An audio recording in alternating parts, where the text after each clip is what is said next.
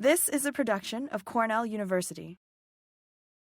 Yeah, welcome back, everybody. This is the fourth week of our Cornell Turf Show this year, seventh episode. We're excited to have Dr. Olga Kostromytska from UMass Amherst. Olga is a turfgrass entomologist. We're going to pick her brain today about maybe some annual bluegrass weevil stuff, where they're at, how they overwintered, possibly chinch bug things. And Frank, I'm sure you'll have some questions there. But as always, we'll start off with Frank Rossi and a little bit of a weather recap and some recent events we've been working on at the Cornell Turf team here. Thanks, Carl. You can hear me okay and see the slides? Yep. Okay, good.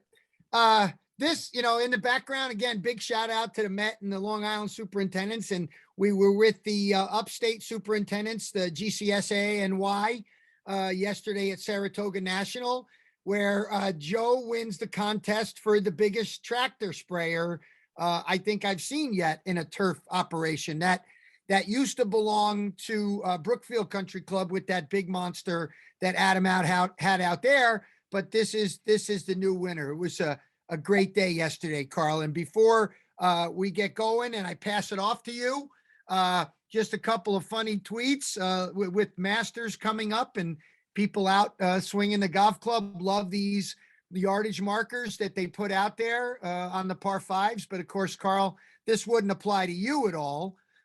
There's no such thing as no chance for you. And with that, let me introduce you and have you go through the tip of the week. Yeah, so Frank, we've been running through these every week. This is part of our project with the P2I Center, looking at golf course BMPs and trying to highlight these every week. And we've got a couple on this infographic poster that we've been focused on the last couple of years. And they both have to do with longer vegetation on the golf course. And this can help you with water quality, helping filter some of those pollutants, sediments, nutrients as it's getting closer to a water body. It can also reduce our mowing and reduce our carbon footprint. So there's a couple statistics on this that we have. Based on how wide that buffer, we call these a vegetated buffer when they're around a water body. Based on how wide that is, that can really decrease the sediment. In this case, 40 to 90%. The wider, the better. So if you have a 20-foot buffer, that's better than a 10-foot buffer. Yesterday, Frank, we actually discussed this with Joe Lucas at his field day. He has water bodies that meander through the golf course, and he's actually tested those for water quality. And as the water flows through his golf course, it gets cleaner. It has less sediment. It has less nutrient concentrations. And that's because he has these sort of vegetated buffers. So wider is better and variety is better. So diversity in the vegetation also helps with the water quality component. And then we have the mowing component, right? So over here on the right is a picture of Locust Hill Country Club when Rick Slattery was introducing some of these long grass. We can call them native areas. There's a bunch of different terminology for them. But at its very core, you just mow it less. Instead of mowing that once per week as rough, you mow it maybe 1 to 2 times a year.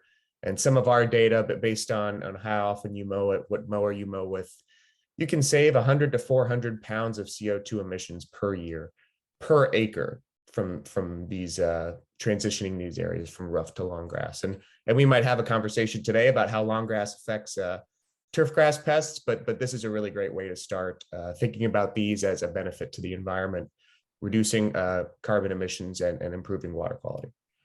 And Carl, just call you out here a little bit, as we've developed the par birdie eagle approach, right? I wonder if you couldn't talk about why these long grass areas are considered an eagle. It seems like stopping mowing is not so hard, and the buffer zones you got as a birdie. What's so hard about not cutting the grass? Yeah, and the variable here that makes it hard, Frank, is the golfers. Right. And the golfers, and we're going to see this at Augusta National this week, a lot of closely mown areas right down to water hazards. And at high end golf courses where you want that sort of the drama of a ball rolling down into the water. We like seeing that on TV. Golfers would like to have that at their golf course. They're not so happy when it's going in the water. And when they get their ball into long grass, okay, they're frustrated. I can't find my golf ball. I have to drop it. I have to lose the golf ball. So that's the big hindrance, right? The superintendents would love to do this, but there's an aesthetic component, there's a playability component that needs to be considered. And we've used some data. We'll talk about that maybe in a later turf show with our USGA friends and how you can use data to justify these areas. But that's really what makes these birdies and eagles. It's not the actual implementation. It's golf. Golf is a recreational component, and our golfers moving around the golf course is what prevents us from doing more of this.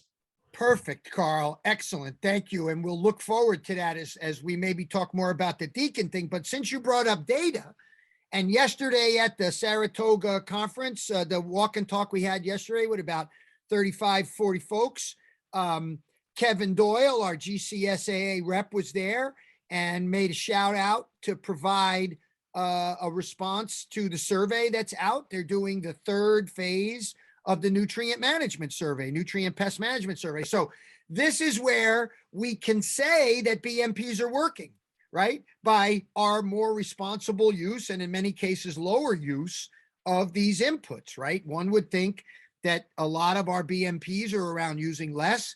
You can't know you're getting better if you don't measure things. So these are our contributions to helping us benchmark an entire industry about the way we should be using nutrients. So big shout out. Thanks to Kevin for coming yesterday and everybody that supported us. Okay, so let's get to the nitty gritty and to our wonderful guests that we'll get to chat about things crawling around. Before we get there, we'll start with the rainfall. Looks like last week had a fair amount of rainfall in the 2 to 3 inch range through much of the Hudson Valley, Orange County, northern Jersey, maybe not as much out on Long Island, but certainly through the valleys, the Pioneer Valley, the Hudson Valley, up through there, you're getting a fair amount of rainfall. And it looks like the Hudson Valley, the Capital District, the Adirondacks, all the way down to New York City is in for about a 1 to 2 inch rain period into New England through Monday. Looks like it's going to be wet through Monday. Art DiGaetano from the Climate Center told us this morning. It looks like we're going to be ridgy, he says, which means we're on the ridge side of the jet stream, which means warm and wet weather is underway or on its way. Last week, again, we were a little bit on the cooler side, and we said this, right? Some of the northern areas are on the warmer side, but overall, normal or right around normal. And as we said last week, not a big degree day accumulation. So if you look at the how we've accumulated since the middle of March, you know, we're right around normal, somewhere between 20 degree days below and 20 degree days above normal. So that could be, you know, literally a day or two. But the forecast is not very good moving forward. Again, single digit to low teens of degree day accumulation. So we're, again, looking at least in the near term, at least until the middle of next week, a little cooler, but it appears that a warm up is on the way. So the forecast is calling for a warm up, but looking at the soil temperature right now, you can see just a few weeks ago, we were in the low 50s. And we're creeping to get into the low 50s, even in the southernmost regions of New Jersey. So we're back down into the 40s as a soil temperature, at least as of yesterday. For those of you fussing around with annual bluegrass still and have seed head suppression, or those of you who have stockpiled the embark, much of the southern northeastern region through the metropolitan New York area is in the window or past the window of embark. A lot of my friends that have some embark still check on this particular model and like it. This was actually the embark model we verified here in New York a number of years ago. So we feel really confident about that. And the proxy model now is indicating almost everybody is in the ideal and early marginal stage, except for the most northern region. So again, things are on pause, but if you're doing seed head suppression, there's still opportunities for this. Now, obviously you can't travel around the Northeast, and being in the Capital District, it wasn't hard to find some areas that still had some damage. This came off of a particular golf course that had some ball mark annual bluegrass damage. You can see moving in these areas. And on the left, you see it's starting to recover. When you look on the right, you can really see, let me get my pen here. you can really see for of course, for on the podcast, you have no idea what I'm talking about. But on the video, you can see that these plants are all coming out of dead material there. So you want to be really careful when you start to see the existing plants that might have looked dead a few days ago or weeks ago are starting to surge now. The rainfall will be welcome. Sometimes these plants come up and don't have root systems. So keep an eye on them so that while you're getting leaf growth, you make sure you're getting those root systems, because if you get dry, right, if you get dry and the damage to these plants is to the root cells, like we've talked about, you're going to have a tough time generating new plant material. So moisture, very, very important when you see recovery looking like this out of existing plants versus maybe new seedlings that are coming from seed. Now, here's a good example of some impacts that covers can have. So here you had the back of this particular green greening up, the front not as green. And again, not that one is better than the other, but if you're encouraging recovery, you can see the impact that a permeable cover on the right has. Now, it's so great, this show, right? People, I have colleagues at Green Jacket is the cover company in Minnesota. Gary Sullivan sent us some data that's been collected from the University of Massachusetts, from Dr. DaCosta's work, Michelle DaCosta's work. And this is the difference between certain permeable and certain impermeable covers that actually can warm up.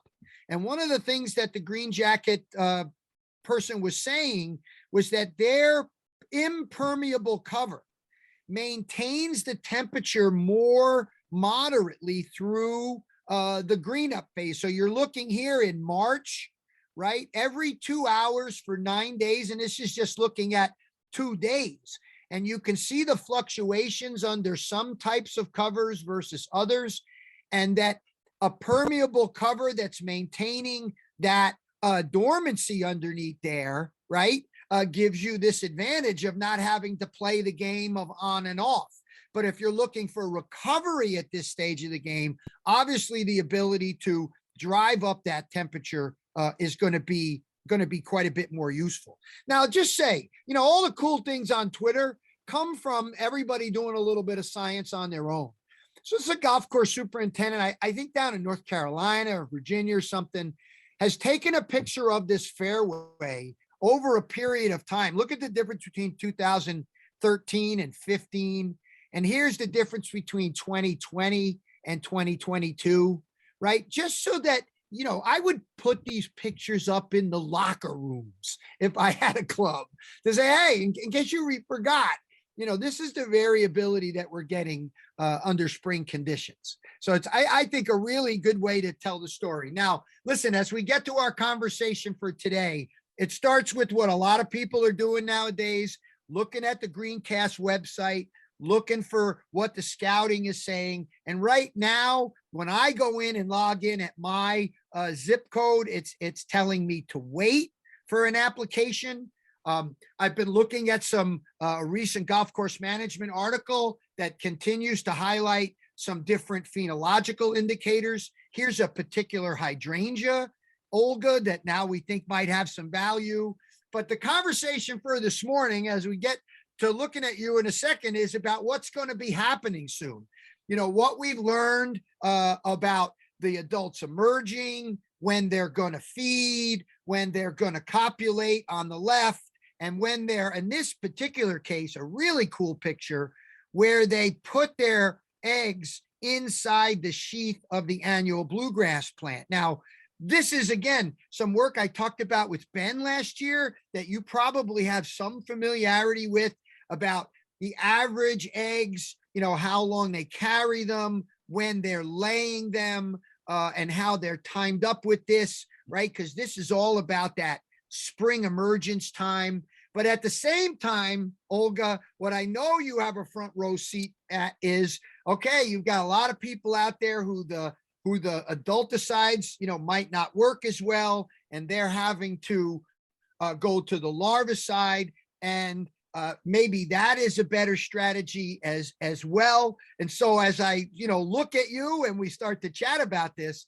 let's start with we're going to go through this whole thing. I just did in 4 slides. Let's start with where we are now in populations and where we think some timings will be in the near term week or so. So where are we at in what the emergence data is starting to say? So yes, we start already sampling from March 18. That's our first sample.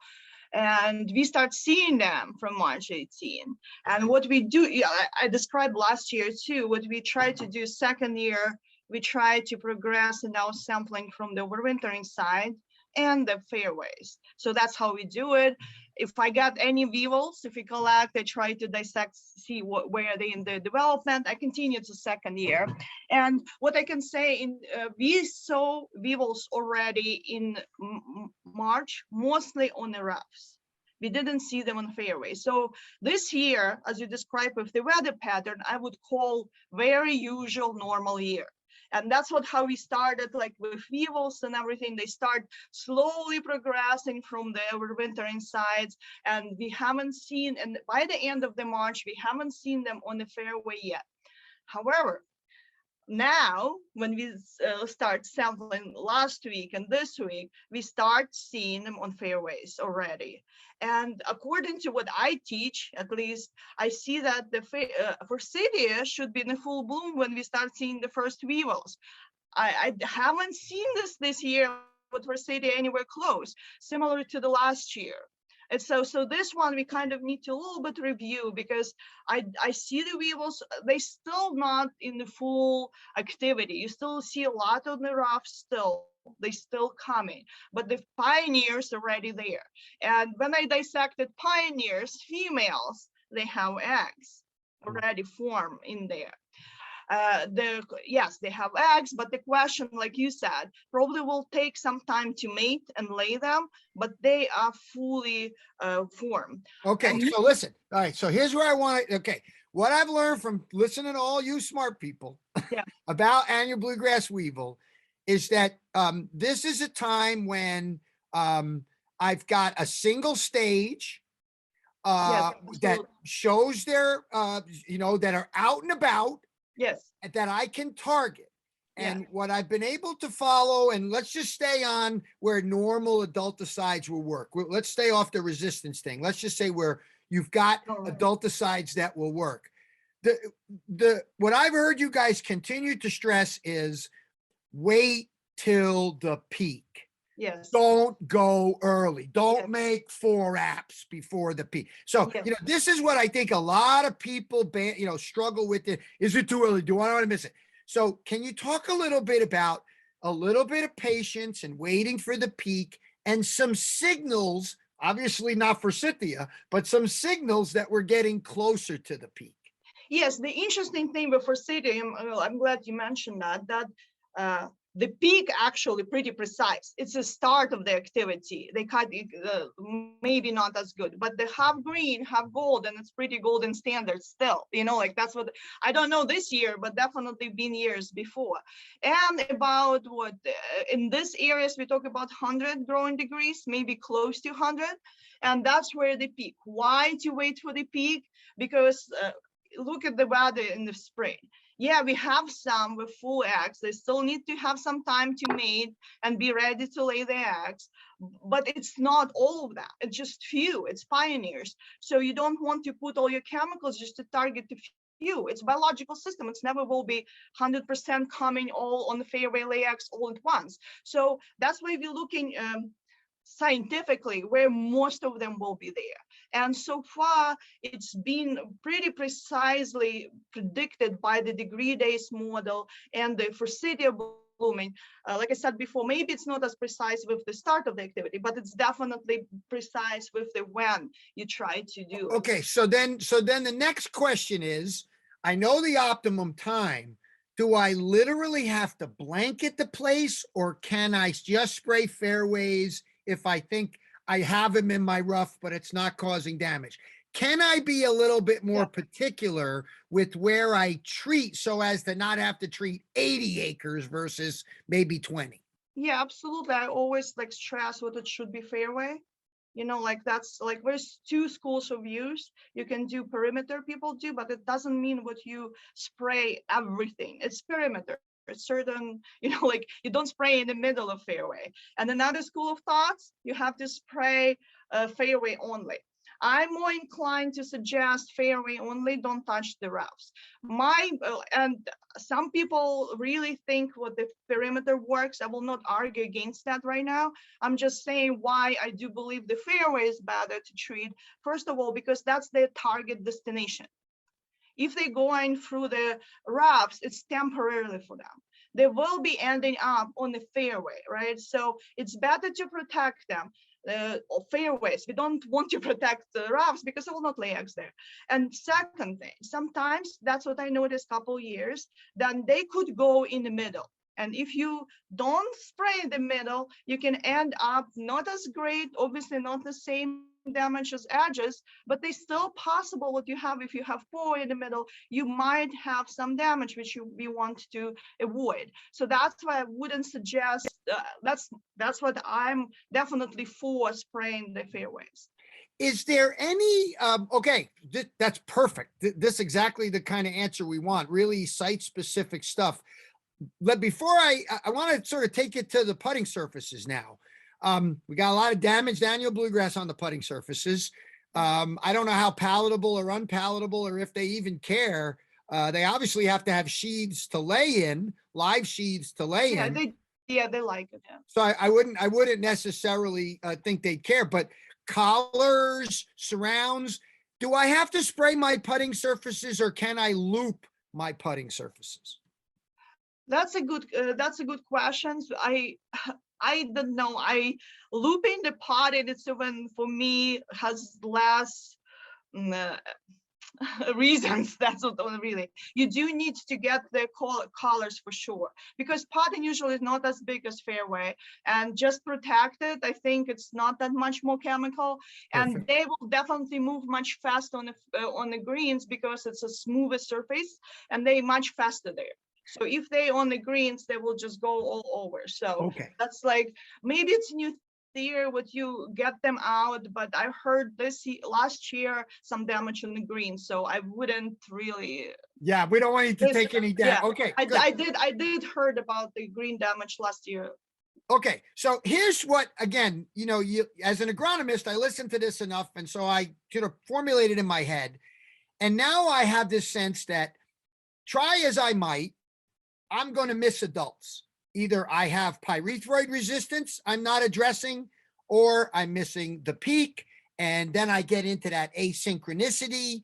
Yes. So let's talk about the importance of getting a peak, but also maybe if you've had a history, starting to already think about a larvicide. So I don't know, maybe I don't want to go there first. What do I do if I got pyrethroid resistance in New York without chlorpyrifos? One more time. I know we talked about this last year. I want to hear from you again. What do I do without chlorpyrifos on my highly resistant pyrethroid population? So the rule of thumb, there is no adulticide. For resistance, even if you have mediate or moderate, if you have ever pyrethroid failure, just avoid, because we don't have chlorpyrifos. Even for resistance would be not effective anyways. So I would avoid adulticides for sure, because you will push the population. You will definitely not get as much control out of that. It's a waste of time, and it's making even worse situation. So I would definitely avoid adulticides. Here's several options there. We kind of try to throw here like a little bit early larvicides as one options. And for now, what we have the diamides. And if you have highly resistance, avoid chloranthraniliprole. That's a It's not celloprine, right? That's a accelerator. celloprine. Yeah, it's effective, and I hear that people say it's not a good weevil product. I wouldn't say it's in general it's a good product, but if you have at least slightest resistance, the efficacy of this product it's definitely decreases. So Okay. we want to go for maybe a cyanocyanilipron, and I think the new one what's registered with the tranilipron, we have some diamides which could work. So Okay. and probably you can apply it. You see the peak of activity of adults, you decide not to go and to do anything about that. So wait about 2 weeks, and that's you can basically start looking into applying this early larvicides. And Okay. then All right.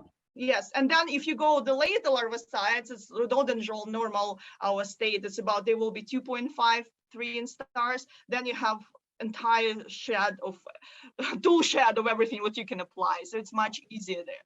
Okay, so let me go through this again, because this is your recent paper. This is the recent paper in Golf Course Management that's addressing the intersection of the pyrethroid resistant populations and the decision to go to adulticides and the impact that that resistance has on the larvicides working. Yes. That's what we're talking. Okay, so you're saying, and I gotta forgive me, I'm not as good with some of the insecticides. A celloprine does not work as well as a larvicide when you've got pyrethroid resistance Absolutely. in the Yes. existing in the population. Okay, Yes. so that's the first thing that's important. There are others. You said cyanotrinipil and trinipil. Ferrants, Those are yeah. what? Ferrants? Is that ferrants? Ferrants and like what the Trina, the new one. I haven't done too much research with the Trina and resistance, so I wouldn't say it for sure. So, but definitely we learned that cyanocyaniliprol it's not effective. The ferrants still will be effective for larva. And Okay. another one later which we found which didn't have pyrethroid resistance, didn't have any effect on. It's spinosad. Yeah, spinosa, right. Okay, so let me go through this again, because I'm hearing you say you have a lot of pyrethroid resistance. You can't even, adulticides, forget it. You're not going to be effective. You better, and you have to be more thoughtful about your larvicides, and Yes, absolutely. early larvicide activity is very impacted by resistance. But as you wait, I'm hearing you say, you have more possibilities because that resistance doesn't seem to be impacting them as much the later in the instar of the larvae. This is a very different conversation than I think I've ever had with an ABW person, focusing on discrete larvicide timings. Yes. Right? Yeah, I think it's like start coming from like again, we did it in New Jersey, and when I was a postdoc, and it's kind of early larvicides we want to target first instar while they still in the stems, and it's tricky obviously because the timing, but approximately if you know your adult side timing, it's the peak of the activity and you don't do it, so wait about 2 weeks I would say, and that will be a good timing. So it's a little bit early, right, for these chemicals, but that's why we only apply systemic, and in this case diamide, because nothing else is really good for weevils. And afterwards, if you, this will be one window opportunity, and the second window opportunity when they start coming out. They're still not really big, they just start coming out from the stems, start feeding on the crowns, and then about the same chemicals, still pretty good. Plus you have spinosad, which we can add, and other chemicals somewhat affected. So if you have really highly resistant population, basically it's between diamides and spinosins, and that's basically it. But if you have less level of resistance, still susceptible, then you have other things like indoxacarb, which could be used. Maybe I don't remember too many OPs for that because we try to stay away from them anyways. Yes. But, Yeah, for sure. Yeah, but we Okay. do have some more things available. Yeah. Okay, so listen, before we get out of here, Carl, we're already at the hour. So I got one more for sure, unless there's any from the audience. How worried are you? Okay, you're basically suggesting that once you get resistance, you better be almost thinking about it with a history of damage potentially two larvicide applications. One, 2 weeks after your peak adult timing emergence, and you think really confidently that's half green, half gold, about 100 growing degree days, right? Yes, Bonham. Right. And then how much longer after that? Because this isn't easy to scout for. It's different than the adults, right? This is a little trickier to scout for, isn't it? Yes, the larvicides basically, especially for the early larvicides, it's tricky timing because you're relying on your adult presence, right? And maybe the growing degree days around 200, right? But for the most part, you will not see them. Even like I usually, like, you can use all the tools available for you out there to, which I sample every day too, and like, but that's what approximately timing, because the first instar larva, you will not see them in the soil. Even if you sample with the salt extraction, not likely you'll see them, because even for me, I need some, like, I have eye for them, but for people who don't, they need magnification. Yep. And like now we even switched, like Ben was like the pioneer in that. We switched from the salt solution for the early larvicides, we switched to the Berlizzi final extraction, because they come in and it's easy to see them. It's not as much trash. Unfortunately, I had not really good experience detecting the larger larva like that, so we have to go back to the salt for the larger. But okay. Yeah, so yes, it's basically relying on approximately 200 of the growing degree days, 2 weeks from the adult activity, but something like that. Okay. All right, Olga, thank you so much.